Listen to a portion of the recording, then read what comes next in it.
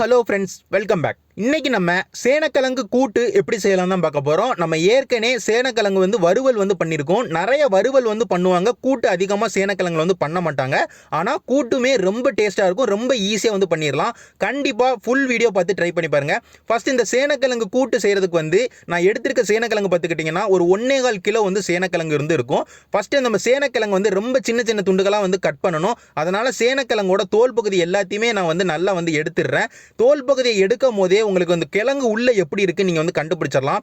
கிழங்குல சில பகுதிகள் கெட்டு போயோ இல்ல ஒரு மாதிரி சூத்த மாதிரியோ இருந்ததுன்னா அந்த பகுதியை நீங்க பயன்படுத்தாங்க. அது முக்கியமா பார்த்துக்கோங்க.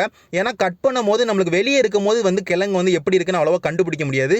உள்ள நம்ம தோல் பகுதியை எடுத்தக்க அப்புறம் தான் நம்மளுக்கு தெரியும். அது நீங்க அந்த மாதிரி ஏதாவது டேமேஜ் பகுதி இருந்ததுன்னா நீங்க அதை பயன்படுத்தாதீங்க. ஃப்ரெஷ்ஷா இருக்க பகுதி நீங்க எடுத்துக்கோங்க. நம்ம சேனக்கிழங்கு நான் முதல்ல சொன்ன மாதிரி ரொம்ப சின்ன சின்ன துண்டுகளா கட் பண்ணி எடுக்கணும். அதே மாதிரி நான் வீடியோல காட்டுற மாதிரியே நான் ரொம்ப சின்ன சின்ன துண்டுகளா சேனக்கிழங்கு கட் பண்ணி எடுத்துக்கிட்டேன். அந்த கட் பண்ண சேனக்கிழங்கு அப்படியே ஒரு பவுலுக்கு நான் மாற்றி வச்சுக்கிட்டேன். பவுலுக்கு மாற்றினக்கு அப்புறமா ஒரு 2 தடவையிலிருந்து ஒரு 3 தடவை அதை நல்லா நீங்க வாஷ் பண்ணி எடுக்கணும். ஏன்னா கிழங்கு நம்மளுக்கு பூமிக்கு அடியிலேருந்து வரனால அதில் மண் அதிகமாக ஒட்டி இருக்கும். நம்ம கட் பண்ணும் போது அந்த மண் அந்த கிழங்குல ஒட்டும். அதனால ஒரு 2-3 தடவை நீங்க வாஷ் பண்ணி எடுத்தாதான் அந்த மண் எல்லாமே போகும். அதை முக்கியமாக பார்த்துக்கோங்க, வாஷ் பண்ணி எடுத்துக்கோங்க.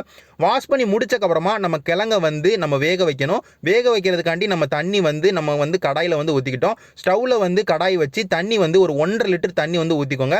தண்ணி லைட்டாக சூடாக ஆரம்பிச்சக்கு அப்புறமா மஞ்சள் தூள் ஒரு 1/2 டீஸ்பூன் சேர்த்துக்கோங்க. உப்பு ஒரு 1/2 டீஸ்பூன் சேர்த்துக்கோங்க. அதுக்கப்புறமா தோசை புளி ஒரு சின்ன துண்டு சேர்த்துக்கோங்க. நான் வீடியோவில் காட்டியிருப்பேன், ரொம்ப சின்ன துண்டு போதும். அதுக்கப்புறமா லைட்டாக கொதிக்க ஆரம்பிச்சக்கு அப்புறமா நம்ம சேனக்கிழங்க நம்ம சேர்த்துடலாம். நான் வாஷ் பண்ணிட்டேன். வாஷ் பண்ண சேனக்கிழங்க தான் தண்ணியில் நான் சேர்க்குறேன். நம்ம புளி நம்ம சேர்த்துருக்கோம், அது உங்க எல்லாருக்குமே தெரியும். நம்ம சேனக்கிழங்கு நம்மளுக்கு லைட்டாக கை ஊறும். நம்ம கட் பண்ணும் போது அது ஒரு ஊறல் வகையில் வரும். அதனால நம்ம இந்த மாதிரி ஊறல்ல இருக்கிற காய்கறிகளுக்கு நம்ம புளி சேர்த்துக்கிட்டோம்னா நம்மளுக்கு வயிற்றுக்கு பிரச்சனைகள் எதுவுமே இல்லாமல் ஓரளவுக்கு நல்லா இருக்கும். அதனால நம்ம புளி சேர்க்கறது கொஞ்சம் நல்லது. அதனால புளி நான் சேர்த்துக்கிட்டேன். புளி சேர்த்து நம்ம சேனக்கிழங்கு சேர்த்து நல்லா ஸ்டவ்வை ஹை ஃப்ளேமில் வச்சு ஒரு 15 நிமிஷத்துலேருந்து ஒரு 20 நிமிஷம் ஆகும் இந்த 1.25 கிலோ சேனக்கிழங்கு வேகிறதுக்கு. அதனால ஒரு 20 நிமிஷத்துக்கு ஹை ஃப்ளேமில் வச்சு கொதிக்க விட்டேன். கொதிக்க விடும் போது நம்மளுக்கு சேனக்கிழங்கு ஃபுல்லாக வெந்திருக்காது. ஒரு 70% தான் வெந்திருக்கும். நம்ம ஒரு 70% தான் வேக வைக்க போகிறோம். ஒரு 70% வெந்தக்கப்புறமா நம்ம அதை கடாயிலிருந்து எடுத்து ஒரு பவுலுக்கு நம்ம மாற்றி வச்சுக்கிட்டோம். இப்போ நம்ம சேனக்கிழங்கு ஒரு முக்கால்வாசி வேக வச்சாச்சு. வேக வச்சு முடிச்சக்கப்புறமா நம்ம ஒரு மசாலா பேஸ்ட் நம்ம அரைக்கணும். நம்ம இந்த கூட்டுக்காண்டி அதுக்காண்டி நம்ம மிக்சர் ஜார் எடுத்து வச்சுக்கிட்டு அதில் ஒரு 4 பெரிய வெங்காயம் சேர்த்துக்கிட்டேன். 3 தக்காளி சேர்த்துக்கிட்டேன். இஞ்சி 2 இன்ச்சு சைஸ் இருக்க இஞ்சி சேர்த்துக்கிட்டேன். பூண்டு ஒரு 7 பல் பூண்டு சேர்த்துக்கிட்டேன். கருவேப்பிலை இலை கொஞ்சோண்டு ஒரு 15லேருந்து ஒரு 20 கருவேப்பிலை இலை சேர்த்துக்கிட்டேன். சோம்பு ஒரு 1/2 டீஸ்பூன் சேர்த்துக்கிட்டேன். அதே நேரத்தில் மிளகு 1.5 டீஸ்பூன் சேர்த்துக்கிட்டேன்.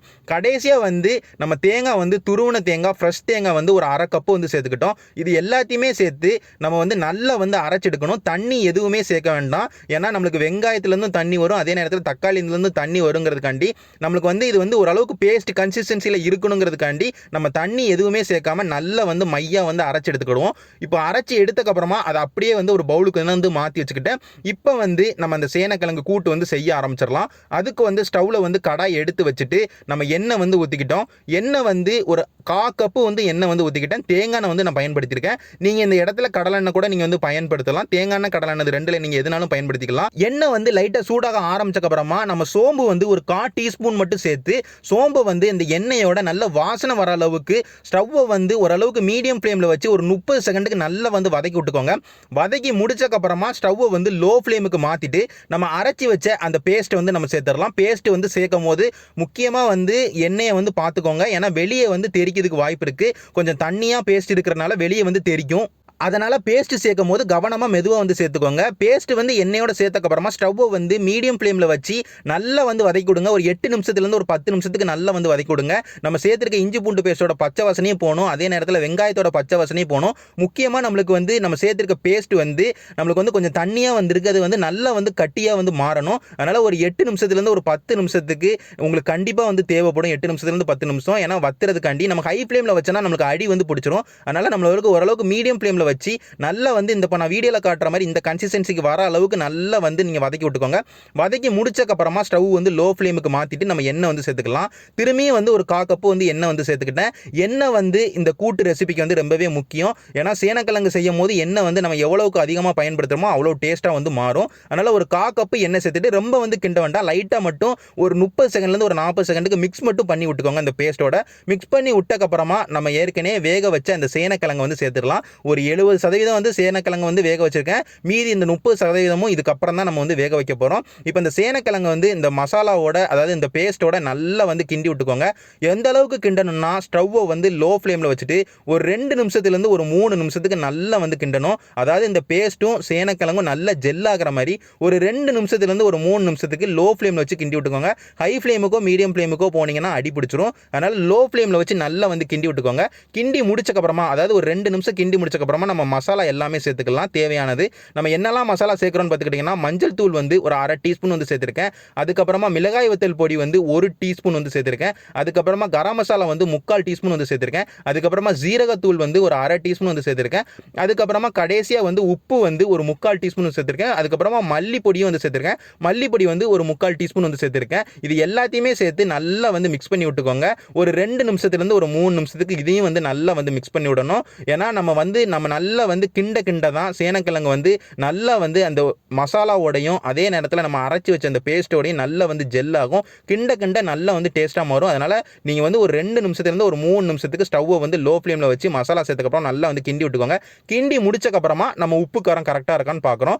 உப்பு காரம் கரெக்டாக இருக்கா அப்படின்னு பார்க்கும்போது நம்மளுக்கு உப்பும் கொஞ்சம் கம்மியாக தான் இருந்தது, காரமும் கொஞ்சம் கம்மியாக தான் இருந்தது. அதனால் ஒரு 1/2 டீஸ்பூன் வந்து திரும்ப வந்து நான் வந்து மிளகாய் வத்தல் பொடி வந்து சேர்த்துக்கிட்டேன். ஒரு 1/4 டீஸ்பூன் மட்டும் உப்பு வந்து சேர்த்துக்கிட்டேன். திரும்ப வந்து இது ரெண்டுத்தையும் சேர்த்தக்கப்புறமா திரும்ப வந்து நல்லா வந்து மிக்ஸ் பண்ணி விட்டுக்கோங்க. நல்லா வந்து மிக்ஸ் பண்ணி முடிச்சக்கப்புறமா நம்ம வந்து தண்ணி வந்து சேர்க்கணும். தண்ணி சேர்த்து தான் நம்ம மூடி போட்டு அந்த மீதி 30% வந்து நம்ம கொதிக்க விடணும். அதனால் தண்ணி வந்து ரொம்ப வந்து சேர்க்க வேண்டாம். ஏன்னா நம்ம கூட்டு தான் பண்ண போகிறோம். அதனால் ஒரு 1/2 கப்புக்கும் கொஞ்சம் கூட வந்து தண்ணி வந்து சேர்த்துக்கோங்க. தண்ணி வந்து சேர்த்து நல்லா வந்து மிக்ஸ் பண்ணி விட்டுக்கோங்க. ஒரு 30 செகண்ட்லேருந்து ஒரு 40 செகண்டுக்கு எல்லா சைடும் அந்த மசாலா எல்லாமே ஸ்ப்ரெட் ஆகிற மாதிரி பேஸ்ட் எல்லாமே ஸ்ப்ரெட் ஆகிற மாதிரி நல்லா வந்து மிக்ஸ் பண்ணி விட்டக்கப்புறமா ஸ்டவ்வை வந்து லோ ஃப்ளேமில் வச்சுட்டு மூடி போட்டு ஒரு 10 நிமிஷத்துக்கு நீங்கள் வந்து லோ ஃப்ளேமில் வச்சு கொதிக்க விட்டிங்கன்னா உங்களுக்கு சேனக்கிழங்கு வந்து நல்லா வந்து வந்துடும். 10 நிமிஷம் கொதிக்க விடும்போது முழுசாக 10 நிமிஷத்துக்கு விட்டுறாதீங்க. அப்பப்போ லைட்டாக வந்து திறந்து பாருங்கள். ஏன்னா கிண்டி விட்டுக்கோங்க. தண்ணி வந்து கம்மியான அளவில் தான் நம்ம வந்து சேர்த்துருக்கோம். அதனால் அடி பிடிச்சிருச்சுன்னா நம்மளுக்கு வந்து மொத்தமாக வேஸ்ட்டாக போயிடும். அதனால் அப்பப்போ திறந்து விட்டு லைட்டாக கிண்டி விட்டு மூடி போட்டு நீங்கள் வந்து லோ ஃப்ளேமில் வச்சு சேனக்கிழங்கு வந்து ஒரு 10 நிமிஷம் நீங்கள் வேக வச்சிங்கன்னா உங்களுக்கு இந்த சேனக்கிழங்கு கூட்டு வந்து ரொம்ப சூப்பராக வந்து கிடச்சிரும். ஒரு 10 நிமிஷம் கழித்து நீங்கள் ஓப்பன் பண்ணும் போதே நம்மளுக்கு அந்த சேர்த்துருக்கு அந்த பேஸ்ட்டு அதே நேரத்தில் மசாலாவோட ராஸ்மெல்லாம் போய் நல்ல சேனக்கிழங்கோட சேர்த்து சேனக்கிழங்கோட வாசனையும் மசாலாவோட வாசனையும் நல்லா வந்து சேர்ந்து நல்ல ஒரு வாசனையோட நம்மளுக்கு வந்து இருக்கும். நம்ம டேஸ்ட்டும் செக் பண்ணி பார்க்கும்போது ரொம்ப சூப்பராக இருந்துச்சு. ரொம்ப வந்து சிம்பிளாக வந்து பண்ணிட்டோம். ரொம்ப ஈஸியாக வந்து பண்ணிட்டோம். ரொம்ப டேஸ்ட்டாக இருக்கும். சேனக்கிழங்குக்குனே ஒரு டேஸ்ட் வந்து கண்டிப்பாக உண்டு. அந்த டேஸ்ட் வந்து ரொம்பவே நல்லா இருக்கும். இப்போ வந்து நம்ம வந்து பார்க்குறோம், செக் பண்ணி பார்க்குறோம். 10 நிமிஷம் கழிச்சு நம்மளுக்கு வெந்துருச்சா சேனக்கிழங்கு அப்படின்னு நம்ம வந்து பார்க்குறோம். பார்த்ததிலே தெரியுது நல்லா வந்து வெந்துருச்சு. நம்ம வந்து முதல்ல ஒரு 70% வேக வைக்கணும். திரும்ப 30% இதில் தான் நம்ம வந்து வேக வைக்கணும். முதலே நீங்கள் 100% வேக வச்சிட்டிங்கன்னா நம்மளுக்கு வந்து ரொம்ப கூலாக போயிடும் வந்து நம்மளுக்கு வந்து சேனக்கிழங்கு. அதனால் நீங்கள் வந்து பார்த்து நான் சொன்ன மாதிரி வேக வச்சுக்கோங்க. இப்போ நம்மளுக்கு வந்து ஃபுல்லாக வந்து ரெசிபி ரெடி ஆயிடுச்சு. கடைசியாக கொஞ்சோண்டு கொத்தமல்லி எல்லாம் மட்டும் தூவி விட்டுட்டோம்னா நம்மளுக்கு இந்த சேனக்கிழங்கு கூட்டு வந்து ரொம்ப சூப்பராக வந்து கிடச்சிரும். அதிகமாக சேனக்கிழங்கு வந்து நம்ம வறுவல் தான் பண்ணுவோம். அது நல்லா இருக்கும். இதுவும் ரொம்பவே நல்லா இருக்கும். முடிஞ்ச அளவுக்கு நீங்கள் வந்து ட்ரை பண்ணி பாருங்கள். நான் சொன்ன மாதிரி ரொம்ப வந்து ஒரு சிம்பிளான ரெசிபி, ஒரு டிஃப்ரெண்ட்டான ஒரு ரெசிபி, ரொம்பவும் ஹெல்த்தியும் கூட சேனக்கிழங்கு. அதனால் கண்டிப்பாக ட்ரை பண்ணி பாருங்கள். ட்ரை பண்ணி பார்த்துட்டு வீட்டில் எல்லாருக்குமே செஞ்சு கொடுங்க. எல்லாருமே ரொம்ப விரும்பி சாப்பிடுவாங்க. நான் இதே மாதிரி ஒரு சூப்பரான ரெசிபியோட உங்கள் எல்லாருமே வந்து பார்க்குறேன். நன்றி.